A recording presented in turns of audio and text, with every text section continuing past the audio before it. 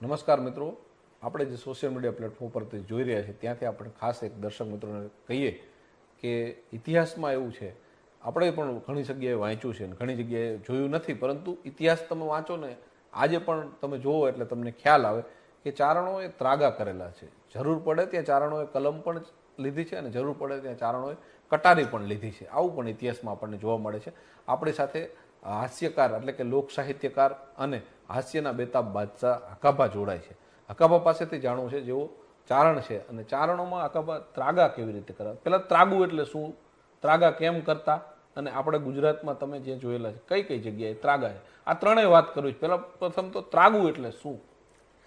ત્રાગુ એટલે ધારો કે અત્યારે નથી આત્મવિલોપન કરતા હોય માણસ, કોને ડીઝલ નાખી દે, પેટ્રોલ નાખી દે ને આવું.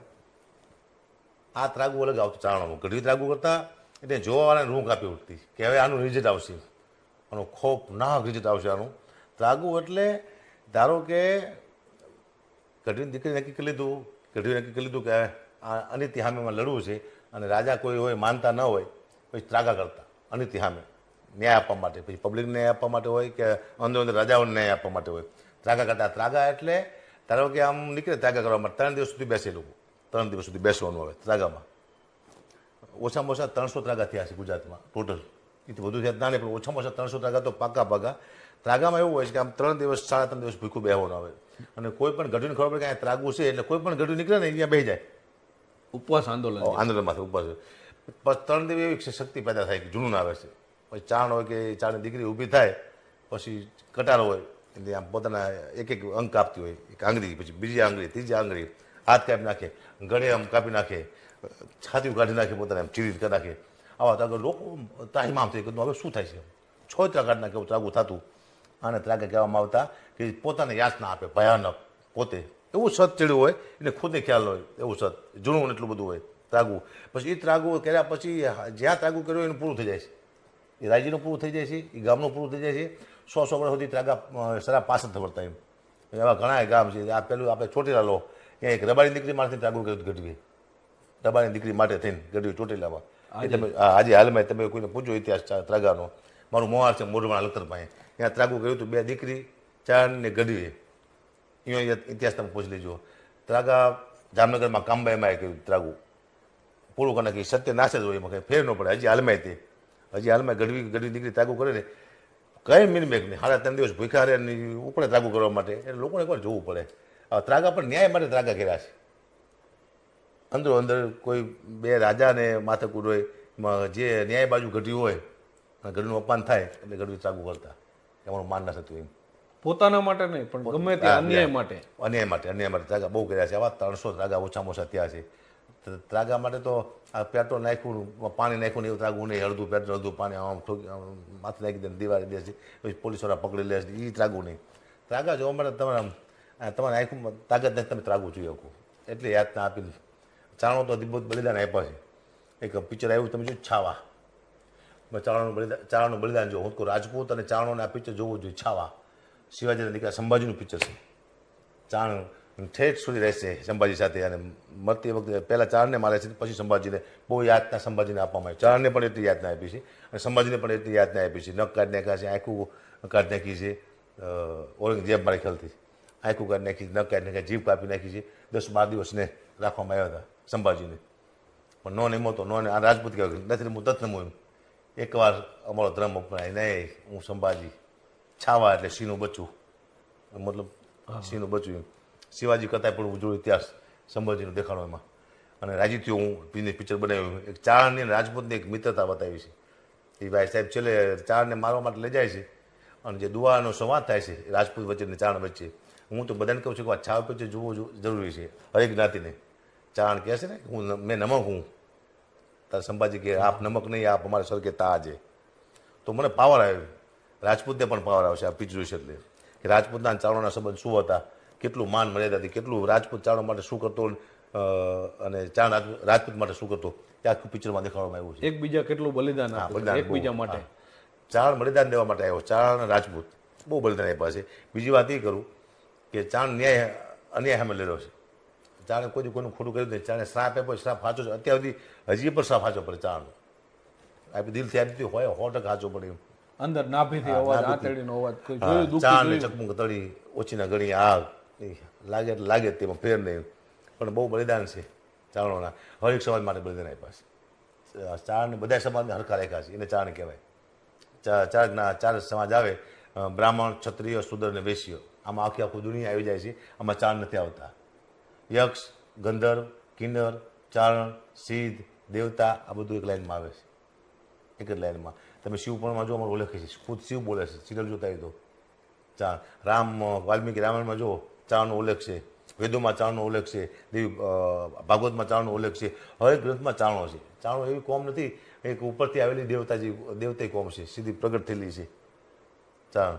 અમારે બધા સમાજ, આયર સમાજ સાથે પણ એવો સંબંધ છે, કાઠી સમાજ સાથે પણ એવો સંબંધ છે, ક્ષત્રિય સમાજ સાથે એવો સંબંધ છે. અમારે બધા સંબંધ સારા છે હરેક સમાજનું. પછી દલિત સમાજ હોય એના માટે પણ માતાજી અમારી ચારણ દીકરીએ લેર્યા છે ન્યાય માટે, દલિત સમાજ માટેથી. જાનવીબાની દીકરી એ દલિતના દીકરા માટે થઈ, અને જાનવીબાએ પોતાના દીકરાને માર્યો હતો. મારા દલિતનો દીકરો હોય તો ભલે, અને ચારનો દીકરો હોય તો ભલે, મારે બે હરખા જ છે. તું મારો દીકરો છું, ઓલો મારો દીકરો છે.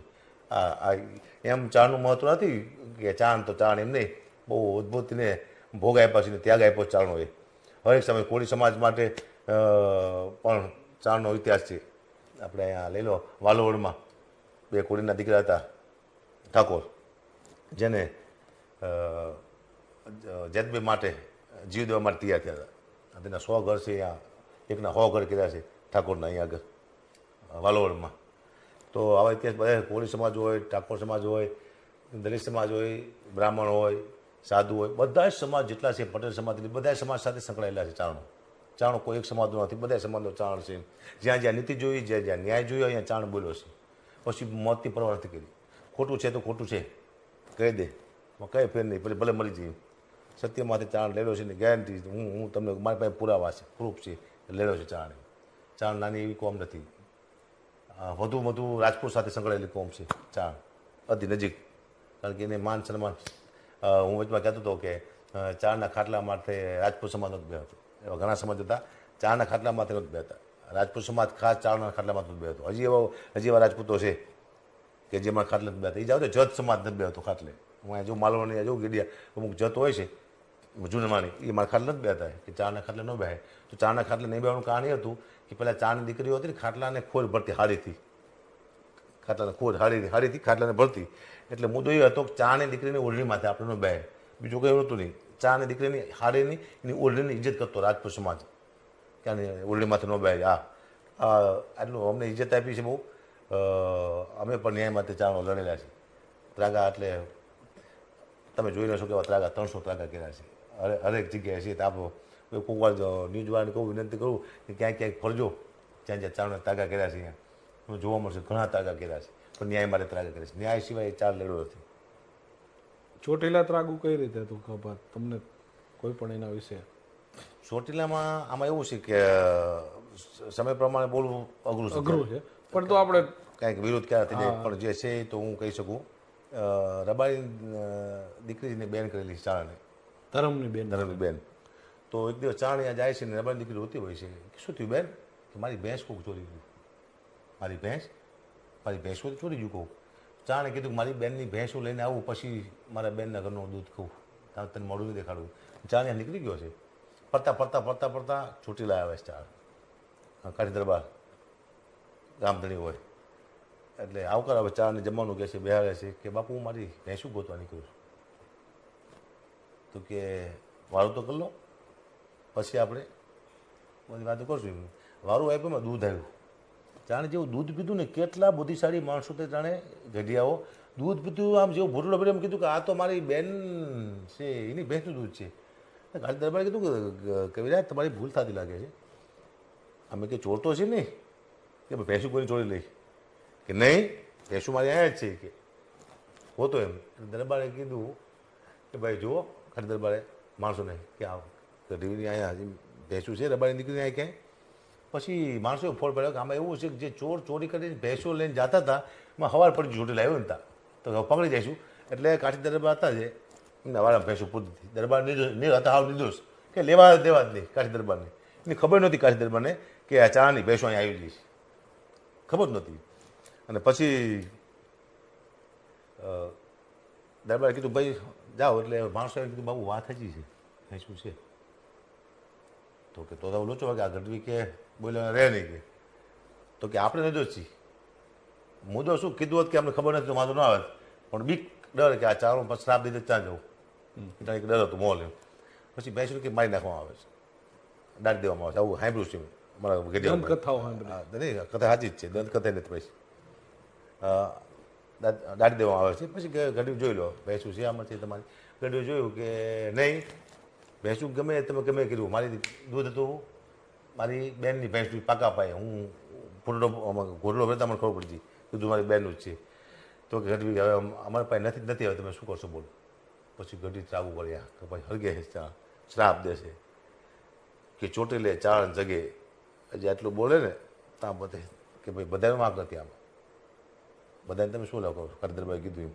તો પછી આખું દુઓ ફેરવો, ચોટીલે ચાર જગ્યાએ ખાચરને મોટી ખોટ, દેવાયતની ડેલીએ દોષ, આવું એક પરિવાર પૂરતો શ્રાપ આપેલો છે. એ હજી છે શ્રાપ. વચમાં કંઈ કોઈને વાતીને વારવાર બોલાવ્યા હતા શ્રાપ, પણ શ્રાપ ભરતો નથી જલ્દી. એટલે પણ હતા કાઠી દરબાર નિર્દોષ, ખબર નથી કે આ શું છે. કોકે કરેલું દરબારને ભોગવવું પડ્યું, કર્યું કોકે ચોરી ભેંસુને કોકે કરી ભોગવવું પડ્યું કાઠી દરબારને, હાવ નિર્દોષ.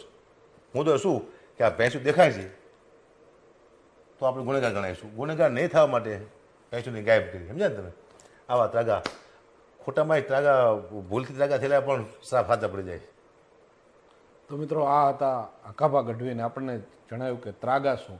અને આજે હું કદાચ તમને આ વાત ખોટી લાગે તો તમે ચોટીલા બસ સ્ટેન્ડ છે ને એની પાછળ વાડી આવે છે અને ત્યાં કરણા ગોલની ખાંભી છે જેને ત્રાગુ કરેલું. ચોટીલા એક હાઈવે બાયપાસ છે અને એક શહેરમાં રાજકોટ તરફથી તમે આવો એટલે ત્યાં બસ સ્ટેન્ડ છે ચોટીલાનું, અને તેની પાછળની વાડીમાં આજે પણ કરણા ગોલની ખાંભી છે અને મેં મુલાકાત લીધેલી છે, આપ પણ જોઈ શકો છો.